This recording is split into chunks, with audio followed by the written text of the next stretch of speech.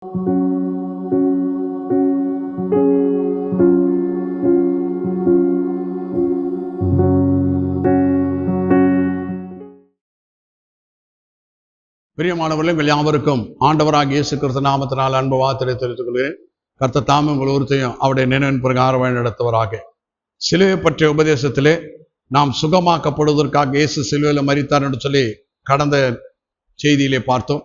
இப்பொழுது தொடர்ந்து இயேசு கிறிஸ்து ஏன் சிலுவையிலே மரிக்கிறதுக்கு தன்னை ஒப்பு கொடுத்தார் என்று சொல்லி பார்க்கும்போது, இயேசு கிறிஸ்து சிலுவை மரித்ததன் நோக்கம் என்ன என்று சொல்லி பார்க்கும்போது, உலகத்தின் அதிபதியை புறம்பே தள்ளுவதற்காகத்தான் இயேசு கிறிஸ்து சிலுவையிலே மரித்தார் என்று சொல்லி பார்க்கிறோம். யோவான் 12ஆம் அதிகாரம் 31ஆம் வசனத்துல கர்த்தராகிய இயேசு கிறிஸ்து சொல்கிறார், இப்பொழுதே இந்த உலகத்தின் அதிபதி புறம்பே தள்ளப்படுவான் என்று சொல்லி. ஆம் பிரியமானவர்களே, இயேசு கிறிஸ்து சிலுவையிலே மரித்த பொழுதே, சிலுவையிலே இயேசு கிறிஸ்து மரித்த உடனே இந்த உலகத்தின் அதிபதி புறம்பே தள்ளப்பட்டு விட்டான் என்று சொல்லி பார்க்கின்றோம். அதற்கு முன்பாக ஆண்டவராக இயேசு கிறிஸ்து தான் சொல்கிறார், இதோ உலகத்தின் அதிபதி வருகிறான், அவனுக்கு என்னிடத்துல ஒன்றுமில்லை என்று சொல்லி. அவர் சொன்னதை வைத்து அநேகர் என்ன சொல்கிறார் என்று சொன்னால், இயேசுவே சொல்லிட்டாரு அவன்தான் உலகத்தின் அதிபதி என்று சொல்லி. ஆனால் உலகத்தின் அதிபதியை இயேசு சிலுவையில் மரித்த போது புறம்பே தள்ளிவிட்டு மரித்து உயிர் தெழுந்த உடனே ஆண்டவராக இயேசு கிறிஸ்து சொல்றார், வானத்திலும் பூமியிலும் சகல அதிகாரம் எனக்கு கொடுக்கப்பட்டிருக்கிறது என்று சொல்கின்றார். ஆகினாலே பிரியமானவர்களே, இன்றைக்கு இந்த உலகத்தின் அதிபதி யார் என்று சொன்னால் ஆண்டவராகிய இயேசு கிறிஸ்து. ஆண்டவராகிய இயேசு கிறிஸ்துனாலே மனிதகுலம் இந்த உலகத்தை ஆள வேண்டும் என்பதற்காகத்தான் இயேசு மரித்தோர்ந்து உயிர்த்தெழுந்து தம்மை விசுவாசிக்கிற எல்லாருக்கும் ஒரு அதிகாரம் கொடுக்கிறார். என் நாமத்தினாலே பிசாசுகளை துரத்துவீர் என்று சொல்லி. இயேசு கிறிஸ்து நாமத்துல போ பிசாசை என்று சொன்னால் போமாட்டேன் என்று சொல்லக்கூடிய பிசாசு என்று இந்த உலகத்துல ஒன்று கூட கிடையாது. இயேசு கிறிஸ்து நாமத்துல போ பிசாசை என்று சொன்னால் எந்த வகையான பிசாசும் போய்விடும். பிரியமானவர்களே, ருத்ரமிஷத்தை சேர்ந்ததான ஒரு ஊழியக்காரர் ஒருவர் ஒரு வீட்டுக்கூட்டம் நடத்தி கொண்டிருக்கிறார். அந்த கூட்டம் நடத்தி கொண்டிருக்கும் போது ஒரு பிசாசு பிடித்ததை அம்மா பிசாசு பிடித்து ஆடி கொண்டிருக்கிறார்கள். அவரால் என்ன செய்வது என்று சொல்லி தெரியவில்லை.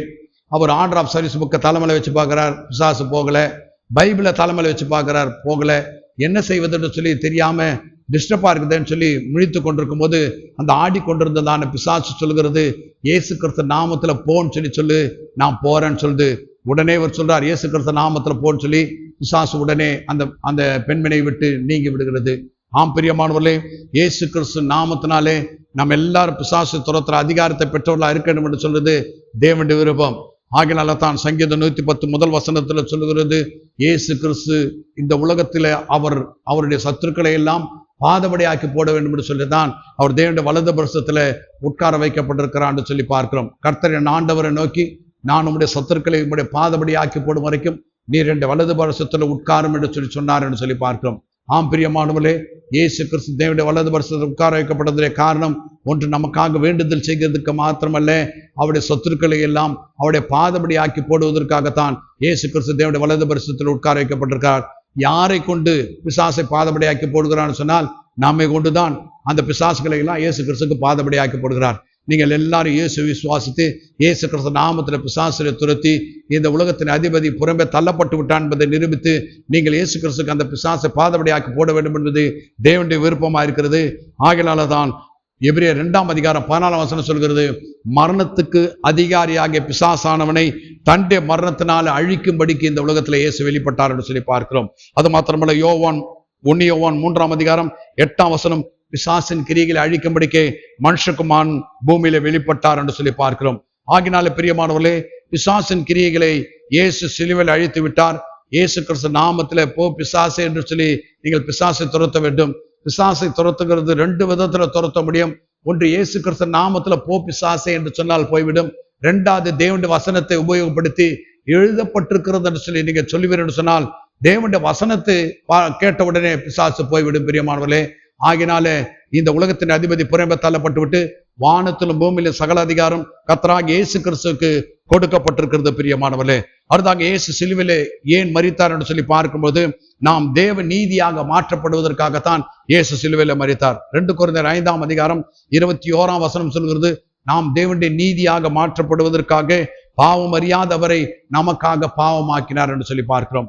அப்போ இயேசு கிறிஸ்து நம்ம எல்லாம் அவருடைய நீதியா மாறணும் என்பதற்காக பாவம் அறியாதவர் நமக்காக பாவியாக சிலுவையில தொங்கினார்.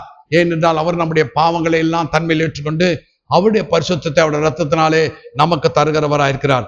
ஆகிய ரோமர் 3:21-22 சொல்கிறது, நியாயப்பிரமாணம் இல்லாமல் தேவ நீதி வெளிப்பட்டது என்று சொல்லி பார்க்கிறோம். நாம் எல்லாம் நியாயப்பிரமாணத்துக்கு கீழ்ப்படுதினால நீதிமான்களாக்கப்படவில்லை. இயேசு கிறிஸ்துவின் ரத்தத்தினால கழுவப்படுகிறபடினால நாம் நீதிமான்களாய் மாற்றப்படுகிறோம். இயேசு கிறிஸ்துவின் கீழ்ப்படுதினால நாம் நீதிமான்களாய் மாற்றப்படுகிறோம். இயேசு கிறிஸ்து மூலமாய் தான் நாம் எல்லாம் நீதிமான்களாய் மாற்றப்படுகிறோம் பிரியமானவர்களே.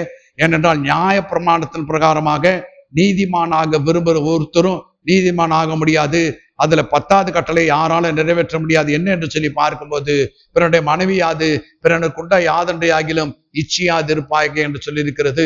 இது செய்யுங்கன்னு சொல்ல, செய்யாதன்னு சொல்ல, இது உள்ளத்தை சார்ந்ததா இருக்கிறது. நீங்க ஒரு நல்ல அழகான வீடை பார்த்தீங்கன்னா, இந்த மாதிரி ஒரு வீடு நமக்கு கூட கட்டினா நல்லா இருக்கும்னு சொல்லி உள்ளத்துல நினைக்கிறீங்க, ஒருத்தர் வேற விதமா நினைக்கிறீங்க. ஆகினால உள்ளத்தை சார்ந்ததா இருக்கிறது. ஓல்டு எஸ்எஸ்எல்சி போல இது ஒரு சப்ஜெக்ட்ல ஃபெயில் ஆனா எல்லா சப்ஜெக்ட்லயும் ஃபெயில் மாதிரி. அந்த மாதிரி நியாயப்பிரமாணத்துல ஒண்ணு மீறினா கூட எல்லாத்திலும் மீறினா மாதிரி. அதனால தான் இயேசு எதுக்காக இந்த லோகத்துல வந்தார் என்று இயேசு சொல்லும்போது, நியாயப்பிரமாணத்தை அழிக்கிறதுக்காக இல்ல, நியாயப்பிரமாணத்தை நிறைவேற்றுவதற்காக வந்தேன் என்று சொல்கிறார். ஆகினால பிரியமல்ல, இயேசு கிறிஸ்து நமக்காக நியாயப்பிரமாணம் இல்லாமல் நாம் நீதிமான்களாய் மாற்றப்படும் என்பதற்காகத்தான் இயேசு சிலுவையில தன்னை மரிக்கிறதுக்கு ஒப்பு கொடுத்தார் என்று சொல்லி பார்க்கிறோம். அவருடைய கீழ்ப்படிதனாலே நாம் நீதியாய் மாற்றப்பட்டிருக்கிறோம் என்று சொல்லி பார்க்கிறோம். அடுத்தாக நம்மை மகிமையில கொண்டு போய் சேர்க்கிறதுக்காக இயேசு கிறிஸ்து சிலுவையில மரிக்கிறதுக்கு தன்னை ஒப்பு கொடுத்தார். எபிரேயர் 2:10 விதமா சொல்கிறது, நம்மை மகிமையில கொண்டு போய் சேர்க்கிறதுக்காக நம்முடைய ரட்சிப்பின் அதிபதியை உபத்திரவங்களினாலே பூர்ணப்படுத்தினார் என்று சொல்லி பார்க்கிறோம். இயேசு இத்தனை உபத்திரங்களை சிலுவையில ஏற்றுக்கொண்டதுக்கு காரணம் என்ன என்று சொல்லி பார்க்கும்போது, நம்ம மகிமையில கொண்டு போய் சேர்க்க வேண்டும் என்று சொல்லி தேவன் விரும்பினார். ஆகையினால தான் அவர் அவ்வளவு உபத்திரவங்களை அனுபவித்தார் என்று சொல்லி பார்க்கிறோம். அவர் தேவனுடைய குமாரனாயிருந்தும், நீ தேவனுடைய குமாரனா இருந்தா கீழே இறங்கி வா என்று சொல்லும்போது இறங்கி வரவில்லை. ஆகினால பெரியவங்களே, இயேசு கிறிஸ்து நம்ம மகிமையில கொண்டு போய் சேர்க்க இந்த உலகத்துல சிலுவையில மரித்தார் என்று சொல்லி பார்க்கிறோம். ரோமர் 8:30 எவர்களை முன்குறித்தாரோ அவர்களை நீதிமான்களாய் மாற்றிருக்கிறார், எவர்களை நீதிமான்களாய் மாற்றினார்களோ அவர்களை மகிமைப்படுத்தியிருக்கிறார் சொல்லி பார்க்கிறோம். இந்த ஆண்டவராக இயேசு கிறிஸ்துவை விசுவாச சொந்த ரட்சகராக ஏற்றுக்கொள்ளுங்க. இயேசு நமக்காக சிலுவையில மரித்தது சத்தியம். இயேசு கிறிஸ்துவினுடைய ரத்தம் நம்முடைய பாவங்களை நீக்கி சுத்திகரிக்கிறதா இருக்கிறது. கர்த்தர் தாமே உங்களை ஆசீர்வதிப்பாராக. ஆமென்.